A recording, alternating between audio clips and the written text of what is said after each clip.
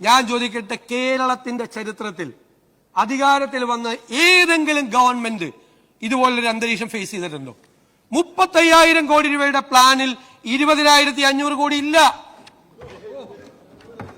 കഴിഞ്ഞ കുറെ ദിവസങ്ങളായിട്ട് ഇവിടെയുള്ള പ്രചരണം എന്താ? 6,000 കോടി രൂപ ട്രഷറിയിൽ ബാക്കി വെച്ചിട്ടുണ്ട്. എന്നോട് ഒരുപാട് പേര് ചോദിക്കുക, സാറിന് നല്ല സുഖമായല്ലോ. ഞാൻ ചിന്തയായി, അല്ല ധനകാര്യ വകുപ്പല്ലേ? അതെ, ആ പഴയ മന്ത്രി 6,000 കോടി ബാക്കി വെച്ചിട്ടല്ലേ പോയേക്കണത്. അടിച്ചു പൊളിക്കാല്ലോ. ഒന്ന് രണ്ട് കാര്യങ്ങൾ മാത്രമാണ് അതുമായി ബന്ധപ്പെട്ട് സംസാരിക്കാൻ ആഗ്രഹിക്കുന്നത്. സർ, ഇപ്പോ ഒരു ബജറ്റ് അവതരിപ്പിച്ചു.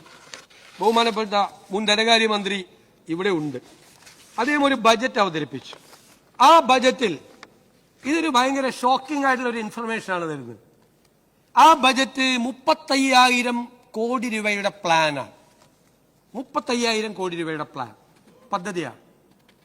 സർ, ഈ ഗവൺമെന്റ്, ഈ അധികാരം ഞങ്ങളിലേക്ക് വന്നപ്പോൾ ഞങ്ങൾ നോക്കിയപ്പോൾ കഴിഞ്ഞ ബജറ്റിലെ 35,000 കോടി രൂപയുടെ പ്ലാനിൽ 20,000 കോടി ഇല്ല. കാരണം എന്താ? ആ പ്ലാൻ തയ്യാറാക്കിയത് നിങ്ങൾ അറിയണം, എല്ലാ MLA-മാരും അറിയണം. ഒരു ഗവൺമെന്റും അഭിമുഖീകരിക്കാത്ത ഏറ്റവും ഗുരുതരമായൊരു പ്രശ്നമാണ് ഞങ്ങൾ ഫേസ് ചെയ്യുന്നത്. എന്താണ്? ഇവരെങ്ങനെയാണ് കണക്കാക്കിയത്? ഇവർ കണക്കാക്കിയത് 15ാം ധനകാര്യ കമ്മീഷൻ റവന്യൂ ഡെഫിസിറ്റ് ഗ്രാന്റ് കൊടുത്തിരുന്നു. 55,000 കോടി കൊടുത്തിരുന്നു 5 കൊല്ലമായിട്ട്. ഈ ഗവൺമെന്റ് കിട്ടിയ വലിയ നേട്ടമാണ് കഴിഞ്ഞ ഗവൺമെന്റ്. അപ്പൊ 16ാം ധനകാര്യ കമ്മീഷൻ വരും. 16ാം ധനകാര്യ കമ്മീഷൻ വരുമ്പോൾ റവന്യൂ ഡെഫിസിറ്റ് ഗ്രാന്റ് 14,137 കോടി രൂപ ഈ ഫസ്റ്റ് ഇയറിൽ ലഭിക്കും. അതാണ് അദ്ദേഹത്തിന്റെ കണക്ക്. 16ാം ധനകാര്യ കമ്മീഷൻ തീരുമാനിച്ചു റവന്യൂ ഡെഫിസിറ്റ് ഗ്രാന്റ് നിർത്തി. സർ, അത് കിട്ടുമെന്ന് കരുതി പ്ലാൻ ആരെങ്കിലും തയ്യാറാക്കും? പ്ലാൻ അത് കിട്ടിയേക്കും. അത് എന്ത് കണക്കാണ്? 14,137 കോടി അത് കിട്ടിയേക്കും. അതായത് 16ാം ധനകാര്യ കമ്മീഷൻ റവന്യൂ ഡെഫിസിറ്റ് ഗ്രാന്റ് പ്രഖ്യാപിക്കുമ്പോൾ ഒരു 14,137 കോടി നമുക്ക് കിട്ടും ഫസ്റ്റ് ഇയറിൽ. അതില്ല, പോയി. പ്ലാനിൽ നിന്ന് 14,137 കോടി രൂപ പോയി. സാർ, പിന്നെയുള്ള കണക്ക് എന്താണ്? പിന്നെയുള്ള കണക്ക് 16ാം ധനകാര്യ കമ്മീഷൻ 15ാം ധനകാര്യ കമ്മീഷൻ 1.92% നികുതി വിഹിതം. അവരത് വർദ്ധിപ്പിക്കും. ഊഹമാണ്, വൈൽഡ് ഗസ്സാണ്. അത് അവർ വർദ്ധിപ്പിച്ച് അത് 2.8 ആക്കും. 2.8 ആക്കും. പക്ഷെ അവര് വർദ്ധിപ്പിച്ചു. പക്ഷെ 2.38 മാത്രമാണ് അവരാക്കിയത്. സർ, അപ്പൊ എത്രയാ പോയത്? അപ്പൊ വീണ്ടും ഒരു 5,000 കോടി കൂടി പോയി. മറ്റു ചില പ്രതീക്ഷിച്ച ഗ്രാന്റുകളിൽ നിന്ന് ഒരു 600 കോടി രൂപ പോയി. ഞാൻ ചോദിക്കട്ടെ, കേരളത്തിന്റെ ചരിത്രത്തിൽ അധികാരത്തിൽ വന്ന ഏതെങ്കിലും ഗവൺമെന്റ് ഇതുപോലൊരു അന്തരീക്ഷം ഫേസ് ചെയ്തിട്ടുണ്ടോ? 35,000 കോടി രൂപയുടെ പ്ലാനിൽ 20,500 കോടി ഇല്ല. നീ എന്ത് ചെയ്യും? അതാണ് ഒരു വലിയ വെല്ലുവിളിയാണ്. പ്ലാൻ തയ്യാറാക്കുമ്പോൾ, ബജറ്റ് തയ്യാറാക്കുമ്പോൾ ഒരു ഗവൺമെന്റിന്റെ മുന്നിലുള്ള ഏറ്റവും വലിയ വെല്ലുവിളിയാണ്. അതാണ് സാർ ഈ ധവളപത്രത്തിൽ പറയുന്നത്. ബഹുമാനപ്പെട്ട പ്രതിപക്ഷ നേതാവ് ഇന്നലെ സംസാരിച്ചപ്പോൾ ഒരു കാര്യമില്ലാതെ പറഞ്ഞു ധവളപത്രം എന്ന് പറയുന്ന ഉമ്മാക്കി കാണിച്ച് ഭയപ്പെടുത്തേണ്ടതാണ്. സാർ, ഞാൻ അങ്ങയോട് വളരെ വിനയത്തോടു കൂടി പറയുന്നു, സാർ, ഈ ധവളപത്രം ഉമ്മാക്കിയല്ല, നിങ്ങളുടെ മുമ്പിൽ വച്ചിരിക്കുന്ന കണ്ണാടിയാണ്. 10 കൊല്ലക്കാലത്തെ സാമ്പത്തിക മിസ്മാനേജ്മെന്റിന്റെ കൂടി കണ്ണാടിയാണ്. അത് ഉമ്മാക്കിയല്ല. ഞങ്ങൾ ആരെയും ഉമ്മാക്കി കാണിച്ച് ഭയപ്പെടുത്തില്ല. കണ്ണാടിയാണ്. ആ കണ്ണാടിയിലേക്കൊന്ന് നോക്കണം സാർ, എന്നിട്ട് പുറകിലേക്കൊന്ന് സഞ്ചരിക്കണം. ഞാൻ ഇത് ടേബിളിൽ വെച്ച വൈറ്റ് പേപ്പർ ആയതുകൊണ്ട് ഞാൻ ഒന്നും പറയുന്നില്ല സാർ, ഞാൻ വിശദാംശങ്ങൾ പറയുന്നില്ല. ഇതിനകത്ത് എല്ലാ കണക്കുകളുണ്ട്, എല്ലാ കണക്കുകളും. സാർ പറഞ്ഞു, അങ്ങ് പറഞ്ഞു ഫാക്ട് ചെക്ക് ചെയ്തിട്ടുണ്ടോ എന്ന്. സാർ, ഫാക്ട് ചെക്ക് ചെയ്തിട്ടുണ്ട്. ACS ഫിനാൻസ് ആണ് ഈ കമ്മിറ്റിയുടെ കൺവീനർ. ഞങ്ങൾക്ക് ഇന്നലെയാണ് റിപ്പോർട്ട് കിട്ടിയതെന്ന് അങ്ങേക്ക് എങ്ങനെ അറിയാം? ഞങ്ങൾ റിപ്പോർട്ട് തയ്യാറാക്കിയിട്ട് ഒരാഴ്ചക്ക് മുമ്പ് തയ്യാറാക്കിയതാണ്. ഞാൻ ആ റിപ്പോർട്ട് തയ്യാറാക്കുന്നതിന്റെ 5 യോഗങ്ങളിൽ 2-3 മണിക്കൂർ പങ്കെടുത്ത ആളാണ്. എല്ലാ കാര്യങ്ങളിലും ഇടപെട്ടിട്ടുള്ള ആളാണ്. അതിന്റെ ഫ്രെയിം, ധനകാര്യ വകുപ്പിന്റെ ചുമതല കൂടി വഹിക്കുന്ന ആളെന്നുള്ള നിലയിൽ അതിന്റെ ചാപ്റ്റർ ഫ്രെയിം ചെയ്യുന്ന കാര്യത്തിൽ, അതിന്റെ വൈറ്റ് പേപ്പറിന്റെ ഫ്രെയിം ചെയ്യുന്ന കാര്യത്തിൽ, അതിന്റെ ഫാക്ട് ചെക്ക് ചെയ്യാനുള്ള സംവിധാനം, എല്ലാ ഫാക്റ്റും ഇതിനകത്തുള്ള എല്ലാ കണക്കുകളും അത് കൗണ്ടർ ചെക്ക് ചെയ്തിട്ടാണ് സർ ഇവിടെ അവതരിപ്പിക്കുന്നത്. അപ്പൊ അത് അങ്ങ് പറഞ്ഞത് നല്ല ചോദ്യമാണ്. ഫാക്ട് ചെക്ക് ചെയ്യണം. ഫാക്ട് ചെക്ക് ചെയ്തപ്പോൾ പുറത്തു വന്ന കുറെ കൗശലങ്ങളുണ്ട് ഇതിനകത്ത്. ആളുകളെ കബളിപ്പിക്കുന്ന കൗശലങ്ങളുടെ ചില കണക്കുകൾ കൂടിയുണ്ട്. ആ കണക്ക് കൂടി ഇതിനകത്ത് പുറത്തു വെച്ചിട്ടുണ്ട്. ആളുകളെ കളിപ്പിക്കാനുള്ളതല്ല കണക്കെന്ന് പറയുന്നത്. റിയലിസ്റ്റിക് ആയിരിക്കണം സർ കണക്ക്. എങ്ങനെയാണ് ഇതിന് മുന്നോട്ട് പോകണം എന്നുള്ളത് ഏറ്റവും പ്രധാനപ്പെട്ട ഒരു കാര്യമാണ്. സർ, ഞാനൊരു ദീർഘമായിട്ടൊന്നും ഒരുപാട് കാര്യങ്ങളൊന്നും പ്രസംഗിക്കുന്നില്ല, ഒരുപാട് സമയവും ഞാൻ എടുക്കുന്നില്ല. പക്ഷേ നമ്മൾ അറിയേണ്ടത് ഒരു ഗവൺമെന്റ്, ആ ഗവൺമെന്റിന്റെ മുന്നിലുള്ള പ്രതിസന്ധികൾ, ഇപ്പൊ പറഞ്ഞു ധനപ്രതിസന്ധി, ആ ധനപ്രതിസന്ധി ഉണ്ട്. ഇപ്പൊ ഇമ്മീഡിയറ്റ് ആയിട്ട് ഈ ഗവൺമെന്റ് കൊടുക്കേണ്ട പണത്തെക്കുറിച്ച് പറഞ്ഞിട്ടുണ്ട്. കഴിഞ്ഞ കുറെ ദിവസങ്ങളായിട്ട് ഇവിടെയുള്ള പ്രചരണം എന്താ? 6000 കോടി രൂപ ട്രഷറിയിൽ ബാക്കി വെച്ചിട്ടുണ്ട്. സർ, ട്രഷറിയിൽ പൈസ വരും, പല രീതിയിൽ വരും. ഇത് IGST ഗ്രാന്റിന്റെ പൈസ വന്നു, ലാസ്റ്റ് ആയപ്പോഴേക്കും വേറെ ചില കേന്ദ്ര ഗവൺമെന്റിന്റെ ഗ്രാന്റ് വന്നു. സർ, മെയ് 16-ാം തീയതി നമ്മൾ എന്നാണ് അധികാരത്തിൽ ഏറ്റെടുക്കുന്നത്? അതിനുശേഷമാണ് 18-ആണ്. മെയ് 16-ാം തീയതി 6000 കോടി ഉണ്ടോ? 2000 കോടി രൂപയുള്ളൂ. അപ്പൊ ബാക്കി വെച്ചിട്ടാണ് പോകുന്നതെന്ന് ഈ പാവപ്പെട്ട ജനങ്ങളെ തെറ്റിദ്ധരിപ്പിക്കുകയാണ്. പാവപ്പെട്ട ജനങ്ങളെ, ഇവിടെ ഇരിക്കുന്ന ലെജിസ്ലേച്ചർ സെക്രട്ടേറിയറ്റിൽ ഒരു സ്റ്റാഫിന് 50,000 രൂപ സാലറി ഉണ്ടെന്ന് സങ്കല്പിക്കുക. 50,000 രൂപ കൂടുതലുണ്ടെന്ന് എനിക്കറിയാം. 50,000 രൂപ ആൾക്ക് 25,000 രൂപ പലചരക്കടയിൽ കൊടുക്കണം ശമ്പളം കിട്ടുമ്പോൾ. പുള്ളി പലചരക്കടയിൽ കൊടുക്കുന്നില്ല, അത് പോക്കറ്റിൽ വെക്കുന്നു. പാല് മേടിച്ച കാശ് കൊടുക്കുന്നില്ല, 1-ാം തീയതി ആവുമ്പോൾ പാലുകാരൻ വരുമ്പോൾ കൊടുത്തില്ല. പത്രക്കാരന്റെ കാശ് കൊടുക്കുന്നില്ല, മനസ്സിലായേ? ആർക്കും കൊടുക്കുന്നില്ല. ആ ഇറച്ചിയും മീനും മേടിച്ച സ്ഥലത്ത് അവർക്ക് പോലും പൈസ കൊടുക്കുന്നില്ല. എന്നിട്ട് ഇദ്ദേഹം പറയാണ് എന്റെ പോക്കറ്റിൽ 50,000 രൂപ ബാക്കിയുണ്ട്.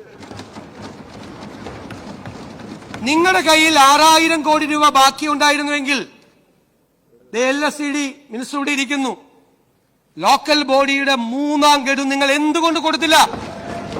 1982 കോടി രൂപ നിങ്ങൾ എന്തുകൊണ്ട് കൊടുത്തില്ല? കയ്യിൽ പണം ഉണ്ടായിട്ട്. നിങ്ങളുടെ ഇമ്മീഡിയറ്റ് ലയബിലിറ്റി എന്തൊക്കെയാണ്? നിങ്ങൾ എവിടെയെല്ലാമാണ് നിങ്ങൾ പണം കൊടുക്കാനുള്ളത്? നിങ്ങൾ ആ പണം കൊടുക്കാനുള്ള ഒരുപാട് സ്ഥലങ്ങളിൽ നിങ്ങൾ പണം കൊടുത്തിട്ടില്ല. പട്ടിക വിദ്യാർത്ഥികൾക്ക്, പട്ടികജാതി പട്ടികവർഗ വിദ്യാർത്ഥികൾക്ക് നിങ്ങൾ കൊടുക്കാനുള്ള പണം എത്രയാണെന്നറിയാമോ? 377 കോടി രൂപ.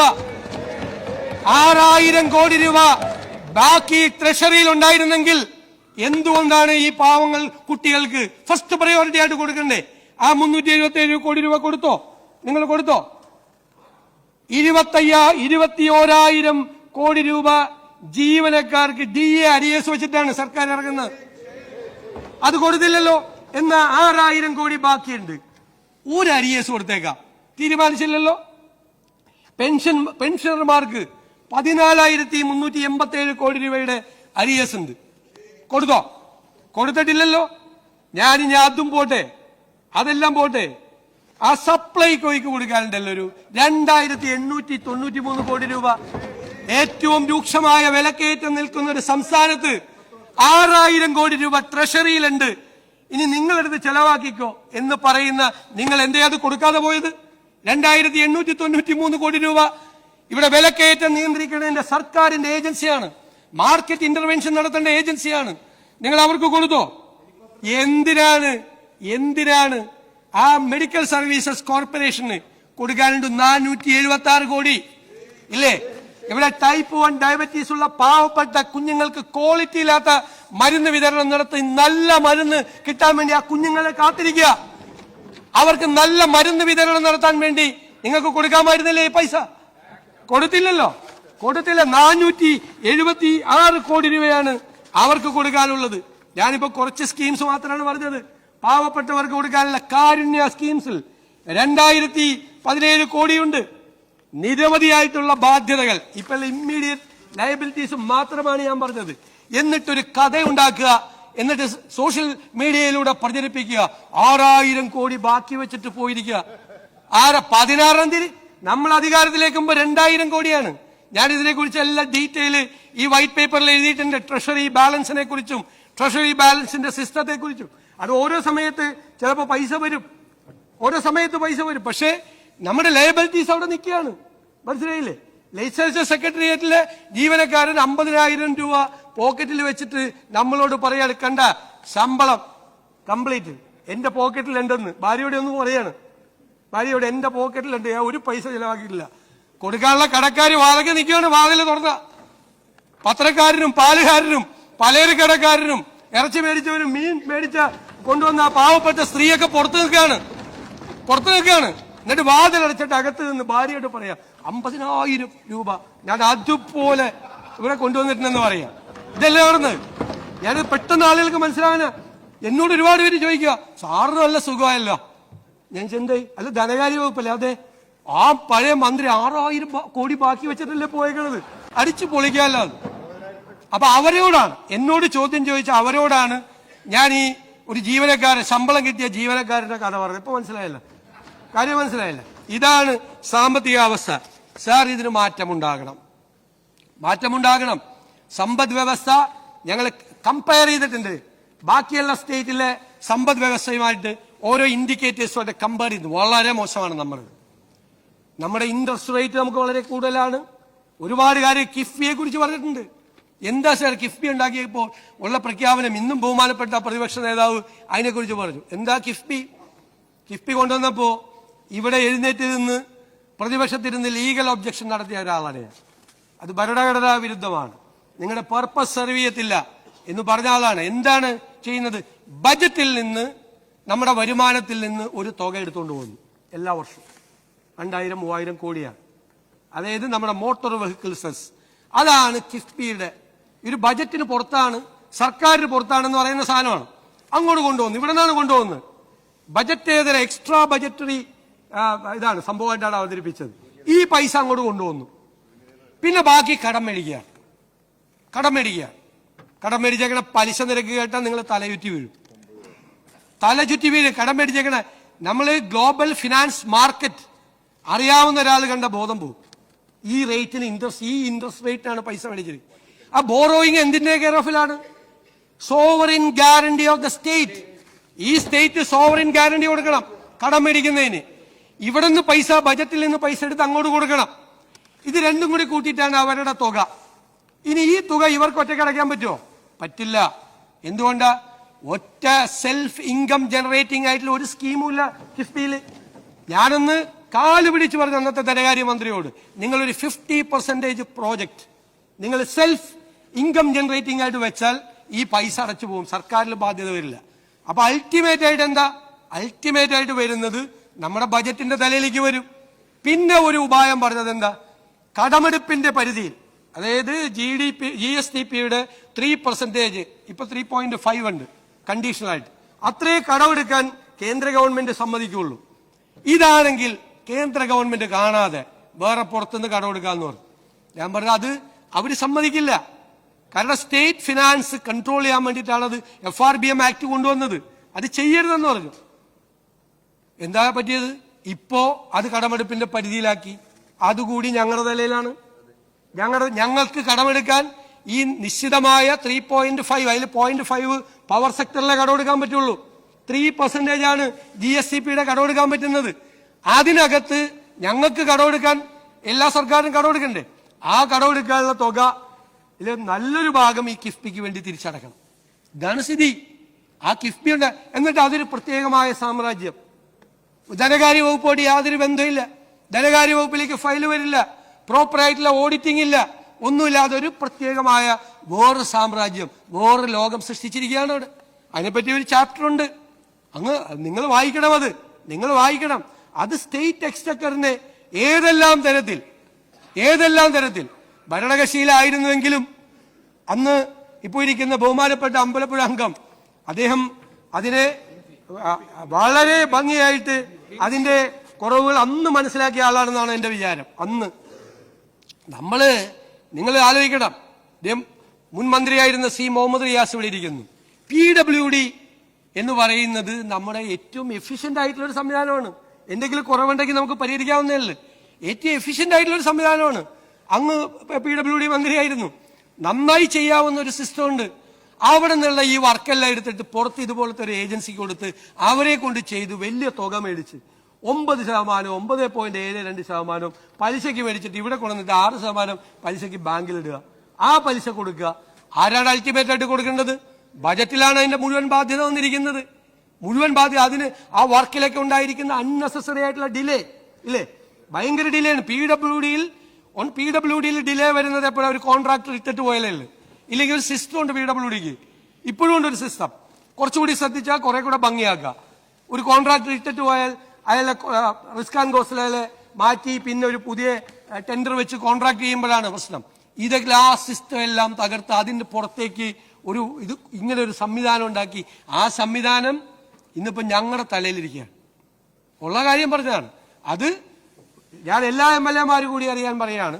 അത് ഒന്നുകൂടി പരിശോധിച്ച് വിദഗ്ധാഭിപ്രായങ്ങൾ കൂടി തേടി ആർക്കും ദോഷമില്ലാത്ത കാര്യത്തിൽ സ്റ്റേറ്റിനും ചെയ്ത വർക്കുകൾക്കും ഒന്നും ദോഷകരമല്ലാത്ത രീതിയിൽ എല്ലാ MLA-മാർക്കും ടെൻഷനാണ്. ഭരണകക്ഷിയിലും പ്രതിപക്ഷത്തും പെട്ടവർക്ക് വർക്ക് അവാർഡ് ചെയ്തു, ചിലത് AS കൊടുത്തു, ചിലത് TS കൊടുത്തു, ചിലത് ആകാശത്തും ഭൂമിയിലല്ലാതെ ചില വർക്ക് നിൽക്കുന്നു. എന്താണ് സംഭവിക്കാൻ പോകുന്നതിന്റെ ഭീതിയാ. നമുക്ക് ആർക്കും ദോഷകരമല്ലാത്ത രീതിയിൽ ഒരു നല്ല രീതിയിൽ അത് പരിഹരിക്കാൻ കഴിയുമെന്നുള്ള പൂർണ്ണമായ വിശ്വാസം ഒന്നുകൂടി പഠിക്കണം. ഒന്നുകൂടി പഠിച്ച് വളരെ വേഗത്തിൽ അതിനെ സംബന്ധിച്ചിട്ടുള്ളൊരു തീരുമാനം ഉണ്ടാവും. സാർ, ഞാൻ ദീർഘിപ്പിക്കുന്നില്ല. സാർ, ബഹുമാനപ്പെട്ട പ്രതിപക്ഷ നേതാവ് ഇവിടെ സംസാരിച്ചപ്പോൾ പറഞ്ഞു ഈ നയപ്രഖ്യാപന പ്രസംഗം കേട്ട് നിരാശ വന്നു. അങ്ങനെ നിരാശപ്പെടരുതെന്നാണ് എന്റെ വിനയപൂർവ്വമായ അഭ്യർത്ഥന. ഇത് പ്രതീക്ഷ ഉണർത്തുന്ന ഒരു നയപ്രഖ്യാപനമാണ്. ഇനി BJP പ്രസിഡന്റ് ഇതിനെക്കുറിച്ച് നല്ലത് പറഞ്ഞെങ്കിൽ ഞാൻ അദ്ദേഹത്തോട് നന്ദി പറയുന്നു. നല്ലത് പറഞ്ഞെങ്കിൽ ഇപ്പൊ ആരുടെയെങ്കിലും പ്രകടന പത്രികയിൽ ഏതെങ്കിലും രീതിയിൽ എഴുതി വെച്ചിട്ടുണ്ടോ? ഞാനത് നോക്കിയിട്ടില്ല. ഞങ്ങളുടെ പ്രകടന പത്രികയിൽ പറഞ്ഞ കാര്യങ്ങൾ, ഞങ്ങൾ ജനങ്ങളോട് പറഞ്ഞ വാക്കുകളാണ് ഞാൻ ഇതിനകത്ത് സൂചിപ്പിച്ചത്. പിന്നെ രാഷ്ട്രീയ ദുരൂഹത ഉണ്ട് തെരഞ്ഞെടുപ്പുമായിട്ട് ബന്ധപ്പെട്ടെന്ന് പറഞ്ഞു. അങ്ങയോട് ഞാൻ ഒരു കാര്യം അങ്ങ് പറഞ്ഞു. അങ്ങ് ചെയ്യേണ്ട ഒരു പ്രധാനപ്പെട്ട കാര്യം എന്ന് പറയുന്നത് ഇവരോടൊക്കെ ഒന്ന് ചോദിച്ച് നോക്കണം. ഈ കണക്ക് തരുന്ന സമയത്ത് അങ്ങ് നിയമത്തെ ഒരു കണക്ക് പറഞ്ഞു. നിങ്ങൾ 3-ാം സ്ഥാനത്ത് പോയി 3 എടുത്തു. നിങ്ങൾ നിയമത്ത് നിങ്ങളുടെ വോട്ട് കുറഞ്ഞു എന്ന് പറഞ്ഞു ഇല്ലേ? നിയമത്ത് ഞങ്ങളുടെ മാത്രമാണ് വോട്ട് കുറഞ്ഞത്. LDF-ന്റെ വോട്ട് കുറഞ്ഞിട്ടുണ്ട്. നിങ്ങൾ പരിശോധിച്ചോ? LDF-ന്റെ വോട്ട് പരിശോധിച്ചിട്ടുണ്ട്. ഇനി ഇത് പറഞ്ഞപ്പോ അങ്ങയുടെ ഉപദേശകരെ അങ്ങയുടെ ശ്രദ്ധയിൽപ്പെടുത്താത്തൊരു കാര്യം കൂടി പറയാം. ചാത്തന്നൂര് ഞങ്ങൾക്ക് വോട്ട് കൂടിയിട്ടുണ്ട്. ഞങ്ങൾക്ക് 1000-ഓളം വോട്ട് കൂടിയപ്പോൾ നിങ്ങളുടെ LDF-ന്റെ 11,771 വോട്ട് താഴോട്ട് പോയി. അപ്പൊ നിയമത്തെ കാര്യം മാത്രം പറഞ്ഞാൽ പോരല്ലോ, ചാത്തന്നൂരിന്റെ കാര്യം പറയണ്ടേ? കഴക്കൂട്ടത്ത് UDF 4,188 കൂടുതൽ മേടിച്ചു. നിങ്ങളുടെ വോട്ട് എത്ര പോയെന്നറിയാമോ? 17,554. എന്നിട്ട് ബഹുമാനപ്പെട്ട പ്രതിപക്ഷ നേതാവ് കഴക്കൂട്ടത്ത് നിങ്ങളുടെ വോട്ട് കുറഞ്ഞെന്ന് പറഞ്ഞു. കഴക്കൂട്ടത്ത് നമ്മൾ 2 പേരെ കുറഞ്ഞു. മനസ്സിലായ? പിന്നെ അല്ല, നിയമത്ത് കഴക്കൂട്ടത്ത് ഞങ്ങൾക്ക് 2 ഞങ്ങളുടെ വോട്ട് കൂടി. ചാത്തന്നൂരും കൂടി, കഴക്കൂട്ടത്തും നമ്മുടെ കൂടി ഭയങ്കരമായിട്ട്. കഴക്കൂട്ടത്ത് നിങ്ങളുടെ വോട്ട് 17,554, ചാത്തന്നൂര് 11,771 പോയി. അപ്പൊ അങ്ങ് ഇവിടെ പറഞ്ഞ വാദഗതി കറക്റ്റ് ആണെങ്കിൽ നിങ്ങൾ പ്ലാൻ ചെയ്ത് ജയിപ്പിച്ചാണ് അവര് 3 പേര്. കറക്റ്റാണ്, അതാണല്ലോ പറഞ്ഞത്. അങ്ങ് ഉദ്ദേശിച്ചതാണല്ലോ. ഞങ്ങള് 3-ാം സ്ഥാനത്ത് പോയിട്ട് ഞങ്ങൾ അന്നും 3-ാം സ്ഥാനത്താണ് കഴിഞ്ഞ പ്രാവശ്യം ഇവരെ സഹായിപ്പിച്ച. അങ്ങ് പറഞ്ഞ ആർഗ്യുമെന്റ് കറക്റ്റ് ആണെങ്കിൽ നിങ്ങളാണ് ഓൺ എ സിൽവർ പ്ലാറ്റർ ഒരു വെള്ളിത്താളത്തിലാക്കി നിങ്ങളുടെ നേതാക്കന്മാർ പ്രതിനിധാനം ചെയ്തിരുന്ന സീറ്റുകൾ BJPക്ക് സമ്മാനിച്ചു. ആണ് അങ്ങ് പറഞ്ഞ ആർഗ്യുമെന്റ് ശരിയാണെങ്കിൽ അതാണ് നിങ്ങളാണ് കൊടുത്തത്. അതിനെയാണ് ഞങ്ങൾ ഡീലാണ് എന്ന് പറഞ്ഞത്. നിങ്ങൾ തമ്മിൽ ഡീൽ ഉണ്ടായിരുന്നു എന്ന് ഞങ്ങൾ പറഞ്ഞത്. അത് മറയ്ക്കാൻ വേണ്ടിയിട്ട് അപ്പൊ കണക്കുകൾ കൃത്യമായിട്ടുണ്ടാവും. ആർക്കും മാറ്റി മറിക്കാനൊന്നും പറ്റില്ല.